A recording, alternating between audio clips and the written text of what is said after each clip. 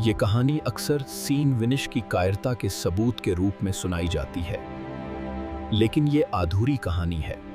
और यहीं से भारत के इतिहास ने एक नया और निर्णायक मोड़ लिया।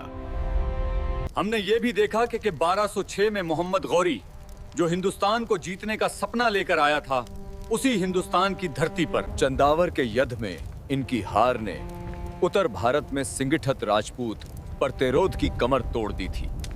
कीमत अपनी जान और अपने साम्राज्य को खोकर चुकानी पड़ी।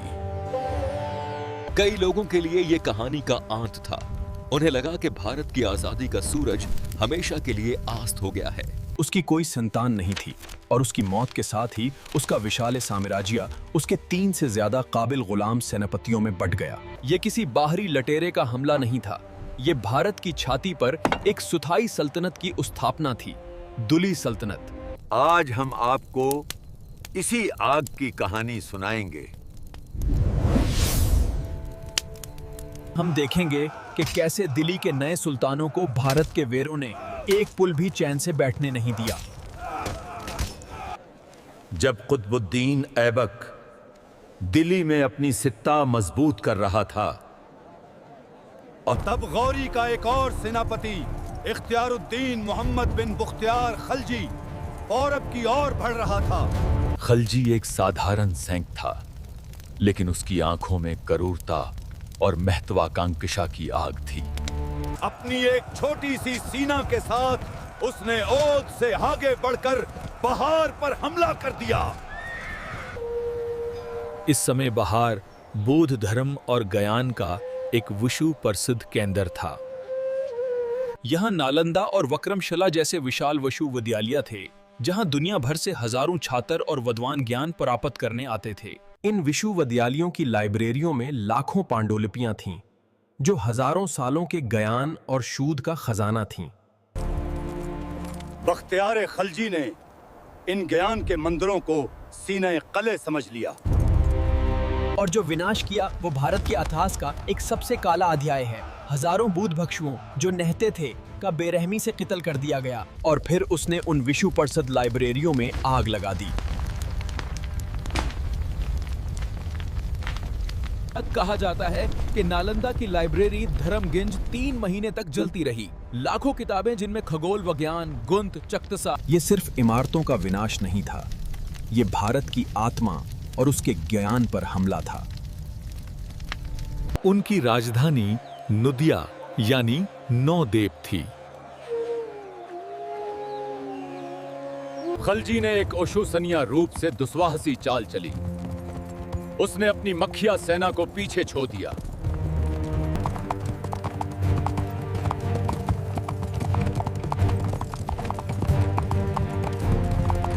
अठारह गहड़ सवारों के साथ एक घोड़े के व्यापारी के भेष में नदिया की और बढ़ गया। किसी को उन पर शक नहीं हुआ। वो सीधे महल तक पहुंच गए। किसी को उन पर शक नहीं हुआ। वो सीधे महल तक पहुंच गए। वर्ध राजा लक्ष्मण सेन इस समय भोजन कर रहे थे। उन्हें जैसे तैसे महल के पिछले दरवाजे से निकालकर पूर्वी बंगाल ले जाया गया।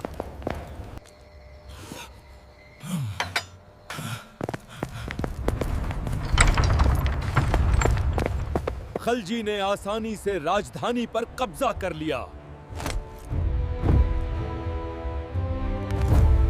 राजधानी खोने के बाद भी राजा लक्ष्मण सेन और उनके बेटे विशुरूप सेन और केशु सेन ने हार नहीं मानी। इन्होंने पूर्वी बंगाल में अपनी सत्ता पर से स्थापित की और वहां से दशकों तक तुर्क हमला आवरों का सफलतापूर्वक प्रतिरोध करते रहे। उन्होंने ये सुनिश्चित किया कि खलजी और उसके उत्तराधिकारी कभी भी पूरे बंगाल पर कब्जा ना कर सकें।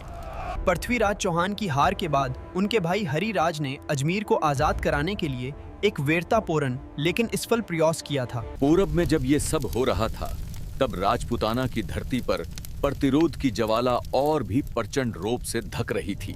ऐबक की सीना से घर जाने के बाद उन्होंने दुश्मनों के हाथों पड़ने के बजाय ये इस बात का ऐलान था कि चौहान मर सकते हैं, लेकिन झुकेंगे नहीं। इस प्रतिरोध का नया केंद्र बना रणथंबोर का अभेदिया कला। पृथ्वी राज के पितर गोवंद राज को गौरी। गोवंद राज को गोरंत के रूप में स्थापित किया था, लेकिन उनके वंशजों ने दिल्ली की अधीनता कभी दिल से स्वीकार नहीं की। वो लगातार अपनी ताकत बढ़ाते रहे, लेकिन उनके वंशजों ने दिल्ली की अधीनता कभी दिल से स्वीकार नहीं की। वो लगातार अपनी ताकत बढ़ाते रहे और आसपास के इलाकों पर फिर से कब्जा करने की कोशिश करते रहे। 1210 में कुतुबुद्दीन ऐबक की लाहौर में पोलो यानी चौगान खेलते हुए घोड़े से गिरकर अचानक मृत्यु हो गई।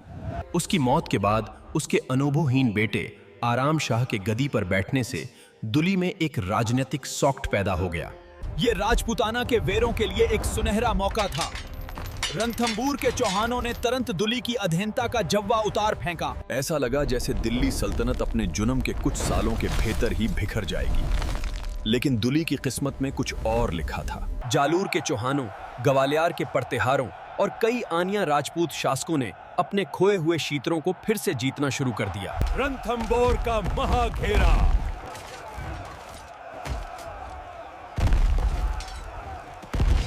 उसने एक एक करके राजपूत राज्यों को फिर से जीतने के लिए एक व्यवस्थित अभियान शुरू किया। और फिर उसने अपना ध्यान राजपूताना की ओर लगाया। वो जानता था कि जब तक राजपूतों की आजादी की ज्वाला को बुझाया नहीं जाता। इसने गद्दी पर बैठते ही सबसे पहले अपने तुर्क प्रतिद्वंदियों ताजुद्दीन यल्दिज और नासिरुद्दीन क़ुबाचा को हराया और अपनी सुत्ती मजबूत की। इल्तुतमिश एक असाधारण शासक था। वह ऐबक की तरह सिर्फ एक सेनापति नहीं, बल्कि एक चतुर राजनीतिज्ञ। आराम शाह को हटाकर ऐबक के सबसे काबिल गुलाम और दामाद शमसुद्दीन अल्ततमिश को दिल्ली का नया सुल्तान बना दिया गया। इसने गद्दी पर बैठते ही सबसे पहले अपने तुर्क प्रतिद्वंदियों ताजुद्दीन यल्दिज और नासिरुद्दीन क़ुबाचा को हराया और अपनी सुत्ती मजबूत की। उसने एक एक करके राजपूत राज्यों को फिर से जीतने के लिए एक व्यवस्थित अभियान शुरू किया। रणथंबोर का महाघेरा।